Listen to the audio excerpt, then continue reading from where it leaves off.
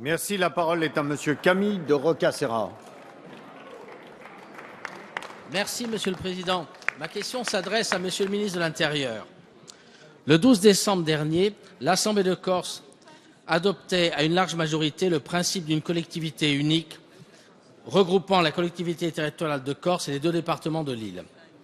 Alors que les évolutions statutaires et institutionnelles de la Corse se sont toujours faites dans le cadre de projets de loi spécifiques à la Corse, vous avez décidé d'agir par le biais d'un amendement à la loi NOTRe, assorti d'ici quelques mois d'ordonnances précisant certaines modalités. C'est inédit. En 2003, pour la première fois, les Corses étaient appelés par voie référendaire et l'impératif de la consultation populaire a été décidé unanimement par l'Assemblée de Corse qui l'a introduit dans sa délibération. Malgré cela, vous considérez que le recours à l'amendement dans la loi NOTRe compromet l'organisation d'un référendum. Pourtant, l'article 72-1 de la Constitution dispose que lorsqu'il est envisagé de créer une collectivité territoriale dotée d'un statut particulier ou de modifier à l'organisation, il peut être décidé que la loi de consulter les électeurs inscrits dans les collectivités intéressées.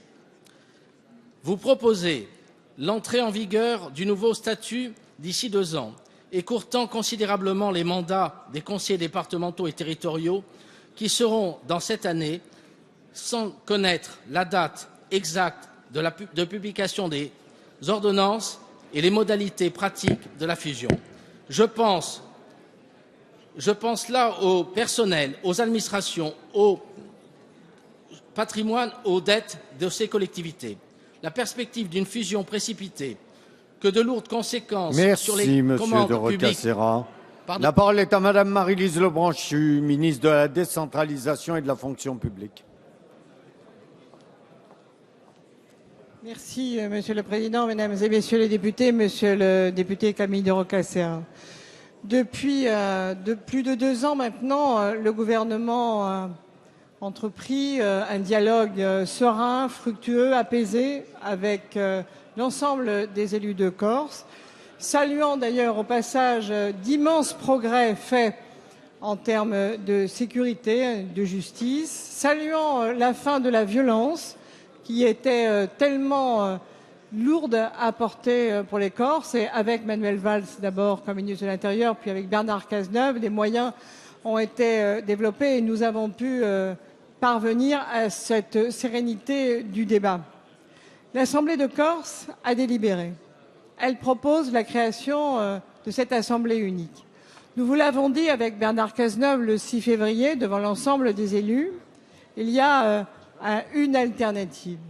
Ou bien, effectivement, on prend le temps d'organiser un processus référendaire, et Bernard Cazeneuve, comme moi-même, vous avons expliqué qu'à ce moment-là, il ne fallait pas espérer la création au 1er janvier 2018, ou bien on dépose un amendement, parce que la loi NOTRe est le seul véhicule législatif qui nous reste avant l'été prochain, on dépose un amendement qu'on discute à l'Assemblée nationale puis au Sénat, et on peut installer cette collectivité locale au 1er janvier 2018.